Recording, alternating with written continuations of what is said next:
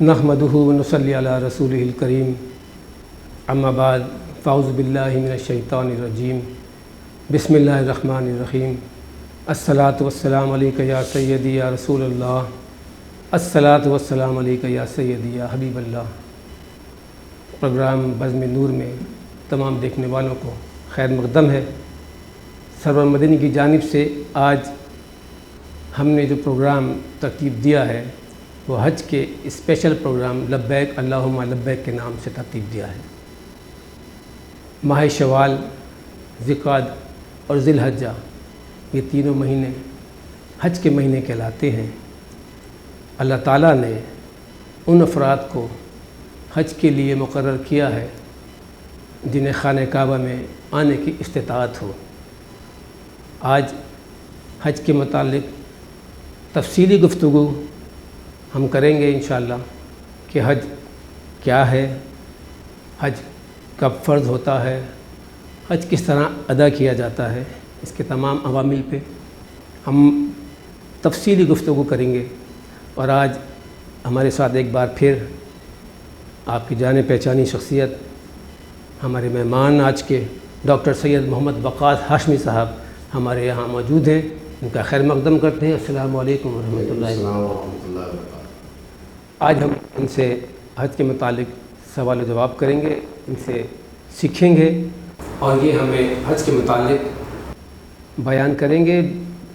مفتی صاحب، حج اسلام کا 5واں رکن ہے، اس کے بارے میں قرآن پاک کیا کہتا ہے، اس کے لغوی معنی کیا ہیں اور حج کس طرح کس پر فرض ہو جاتا ہے، اس کے بارے میں ہمارے لیے ذرا آپ اور حدیث مبارکہ کے حوالے سے۔ سرور بھائی آپ کا بہت بہت شکریہ۔ نحمدہ ونصلی ونسلم علی رسولہ الکریم اما بعد فاعوذ باللہ من الشیطان الرجیم بسم اللہ الرحمن الرحیم اللہم صلی وسلم وبارک علی سیدنا و مولانا محمد وعلی آلہ وآل بیتہ واصحابہ اجمعین۔ بہت بہت شکریہ سرور بھائی آپ کا، آج کے اس خوبصورت اور روح پرور پروگرام میں آپ نے مجھے دعوت دی۔ سب سے پہلے تو میں حج کا وہ مخصوص ترانہ جو ہر حاجی کی زبان پہ ہوتا ہے کہ جس کو پڑھنے کے ساتھ ساتھ ایک روحانی بالیدگی حاصل ہوتی ہے، اور وہ جیسے ہی زبان پر آتا ہے بس روح میں ایک بالیدگی، ایک تراوٹ، ایک روحانیت سی آ جاتی ہے۔ لبیک اللہم لبیک لبیک لا شریک لک لبیک ان الحمد والنعمت لک والملک لا شریک لک۔ ہم نے لبیک اللہم لبیک اپنے پروگرام کا عنوان بھی رکھا ہے۔ اچھا، ماشاءاللہ، سبحان اللہ۔ اچھا، آپ نے سوال کیا حج کے حوالے سے، تو سب سے پہلی بات تو یہ ہے کہ ہمیں جاننا چاہیے کہ حج اسلام کا 5واں رکن ہے، اور رکن کا مطلب یہ ہے کہ اگر کوئی شخص اس کا انکار کرے برملا تو وہ دائرہ اسلام سے خارج ہو جاتا ہے، اور کوئی شخص استطاعت کے باوجود حج نہ کرے تو اس کے متعلق نبی پاک سید عالم صلی اللہ تعالیٰ علیہ وآلہ وسلم نے وعید ارشاد فرمائی ہے کہ وہ یہودی ہو کے مرے یا نصرانی ہو کر مرے۔ وہ انشاءاللہ ہم آگے حدیثیں پیش کریں گے۔ حج کا آپ نے سوال میں کہا کہ قرآن مجید فرقان حمید کے حوالے سے ہمیں حج کے متعلق کیا معلومات ہیں، اس کا لغوی معنی کیا ہے۔ قرآن مجید فرقان حمید میں اللہ تبارک و تعالیٰ نے پوری سورہ حج بیان کی۔ اس کے علاوہ حج کے مختلف قرآن مجید میں مقامات پر حج کے حوالے سے ارشاد عالیہ موجود ہیں۔ مثلا ایک جگہ ارشاد فرمایا ان اول بیت وضع للناس للذی ببکہ، کہ بے شک روئے زمین پہ سب سے پہلا جو گھر بنا وہ بکہ کے اندر بنا۔ مکہ کو پہلے بکہ کہا جاتا تھا، اور وہ گھر کے متعلق قرآن مجید ارشاد فرماتا ہے کہ یہ مبارک گھر ہے، برکت والا گھر ہے۔ پھر اس کے بعد فرمایا کہ جس شخص کے پاس استطاعت ہو، استطاعت کی میں تعریف کرتا ہوں، ترجمہ پہلے کر لوں، کہ جس کے پاس استطاعت ہو اسے چاہیے کہ وہ اس گھر کا ضرور طواف کرے۔ ان اول بیت وضع للناس للذی ببکۃ مبارک وہدی للعالمین فیہ آیات بینات مقام ابراہیم، اس میں کھلی ہوئی نشانیاں ہیں، مقام ابراہیم بھی ہے۔ اب استطاعت سے مراد کیا ہے کہ اس آیت کریمہ میں اللہ تبارک و تعالیٰ نے ارشاد فرمایا کہ جس شخص کے پاس استطاعت ہو، استطاعت کا مطلب یہ ہے کہ اس کے پاس زاد سفر ہو۔ زاد سفر یعنی کہ اپنے گھر سے حرم شریف تک جانے اور واپس آنے کا زاد سفر ہو۔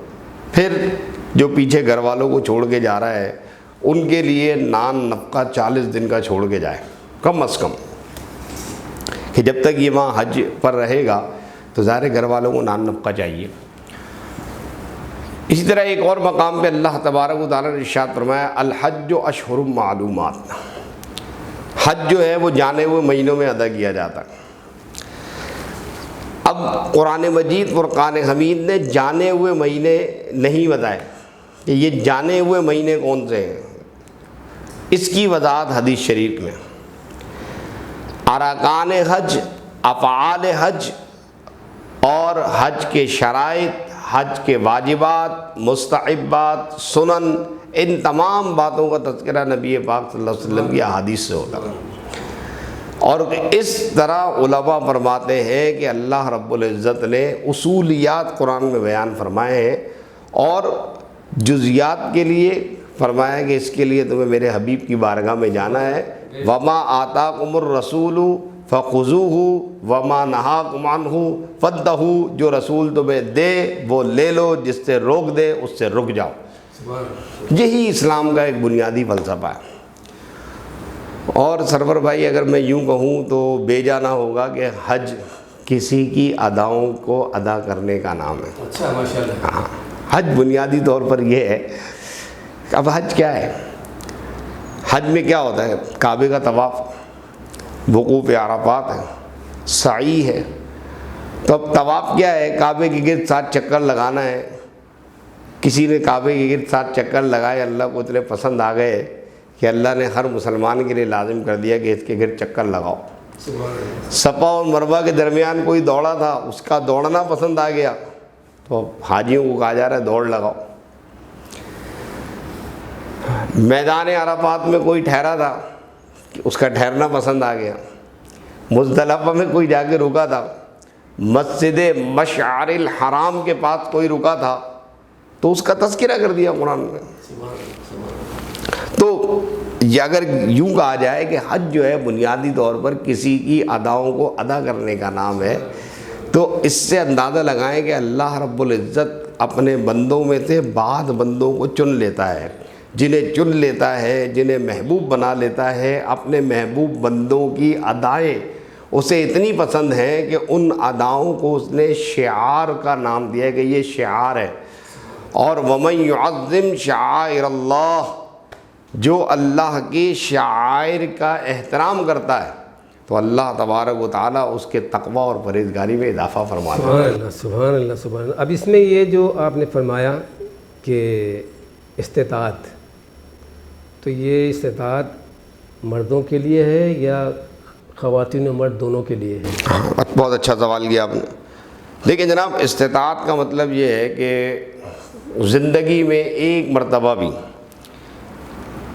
کسی شخص کے پاس اتنے پیسے جمع ہو گئے کہ جو اس کے لیے سفر حج میں کافی ہوں، جیسا کہ میں نے بتایا کہ جانا اور آنا، دوسری بات یہ کہ گھر والوں کے لیے نان نفقہ چھوڑنا، یہ سب چیزیں اس کے پاس اتنی سہولت ہے، تو اب اس کے اوپر حج فرض ہو گیا ہے۔ اور جب حج فرض ہو جائے گا تو اس کے لیے عام طور پر ہمارے یہاں کہا جاتا ہے جناب بیٹی کی شادی کروں گا تب جاؤں گا، اب رشتہ ہی نہیں آ رہا، بیٹی کا رشتہ نہیں آ رہا، جوانی سے بوڑھا ہو گیا۔ ہندوستان پاکستان کے مسلمانوں کا حال یہ ہے کہ بالکل بوڑھے ہو جاتے ہیں، ہڈیوں میں گودا نہیں رہتا، بالکل جناب والا بڑھاپے کی آخری منزلوں پر ہوتے ہیں، گھسیٹ گھسیٹ کے حج کرنے جاتے ہیں۔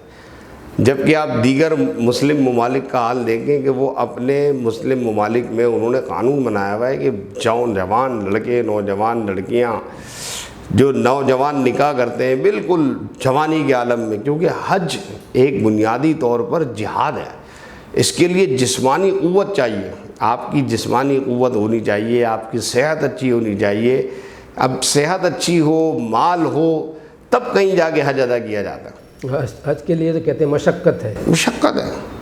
بلکہ ایک روایت مجھے یوں یاد آ رہی ہے کہ نبی اکرم صلی اللہ تعالیٰ علیہ وآلہ وسلم نے تو یہاں تک فرمایا، جب خواتین کو حج میں اس میں جہاد میں شرکت کرنے کے حوالے سے بات ہو رہی تھی تو حضور نے تو یہاں تک فرمایا، جس کا مفہوم یہ میرے ذہن میں آ رہا ہے کہ خواتین کا حج کرنا ہی جہاد ہے۔ سبحان اللہ سبحان اللہ۔ تو مطلب خواتین بھی پھر اس میں شامل ہو گئی نا کہ استطاعت ان کو، خواتین بھی اگر صاحب استطاعت جو صاحب استطاعت ہے وہ خاتون ہوں یا مرد ہوں، دونوں پر الگ الگ اپنی اپنی، ایسا نہیں ہے کہ شوہر نے حج کر لیا تو بیوی کا بھی ادا ہو جائے گا، ایسا نہیں ہے۔ اب اگر خاتون کس طرح سفر کرے گی؟ ہمارے یہاں جس طرح ہمارے یہاں مطلب اس کا قانون ہے، اللہ تعالیٰ نے قانون بیان فرمایا کہ محرم کے ساتھ سفر کرے گی، اگر بیوی ہے تو اپنے شوہر کے ساتھ جائے گی، بیٹی ہے تو اپنے باپ کے ساتھ جائے گی، اور بھتیجی ہے تو اپنے چچا کے ساتھ جائے گی، تو محرم کے ساتھ۔ غیر محرم،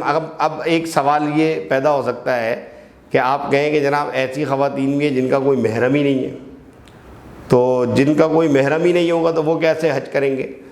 تو جناب علماء کرام نے اس بارے میں ارشاد فرمایا کہ جن کا کوئی محرم نہیں ہے ان کے اوپر حجی فرض نہیں ہے۔ حجی فرض، اچھا اچھا، یہ ماشاءاللہ بہت معلومات آپ نے دی ہیں کہ ان خواتین پر حج فرض ہی نہیں ہے کیونکہ ان کے ساتھ کوئی محرم نہیں ہے۔ دیکھیں نا، ایک حج کے فرض ہونے کی جو شرائط ہے جب وہ پورا نہیں اتر رہی، جیسے کہ آپ یوں سمجھے کہ نصاب کے مطابق آپ کے پاس نصاب ہے 7.5 تولے سونا، ایک شخص کے پاس ہو 7 تولے سونا، تو بھئی جب 7 تولے سونا ہے 7.5 ہے ہی نہیں، تو نصاب میں آئے، جب نصاب ہی پورا نہیں ہے تو زکوٰۃ ہی فرض نہیں ہے، ختم بات۔ صحیح۔ لیکن ہمارے یہاں پاکستان میں مسلمانوں کا جذبہ ایمانی ہے، میں اس جذبہ ایمانی کو سلام پیش کرتا ہوں۔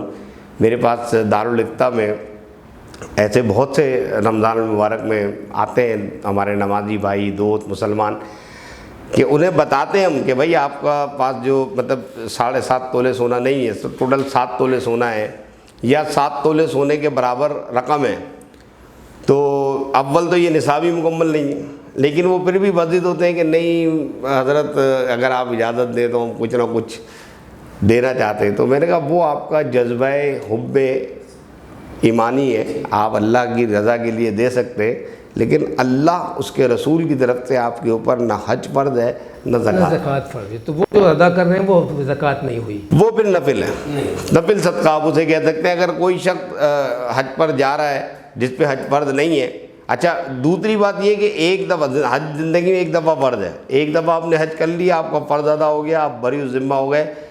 ہمارے یہاں ایک مصیبت یہ بھی ہے کہ بہت سارے ایسے بھی ہیں کہ جو ہر سال حج پہ جاتے ہیں، یہ بھی مطلب میں یوں کہوں گا کہ اچھی بات ہے، اگر آپ ہر سال جاتے ہیں، اللہ تعالیٰ آپ کو ہر سال بلا رہا ہے، تو آپ کو گویا اللہ رب العزت نے اس قدر مال دیا ہے تو اسے چاہیے کہ آپ جہاں ہر سال حج کر رہے ہیں تو اتنی ہی رقم سے کسی غریب آدمی کی مدد بھی کریں، کسی ضرورت مند کی ضرورت پوری کریں۔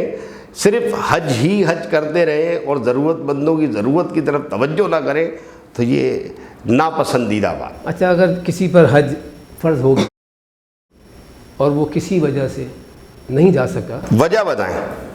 انتقال ہو جاتا اس کا، ہاں، انتقال ہو گیا تو وہ فرض ساقط ہو گیا۔ ساقط ہو گیا، یہ پھر حج بدل کیا ہوتا ہے؟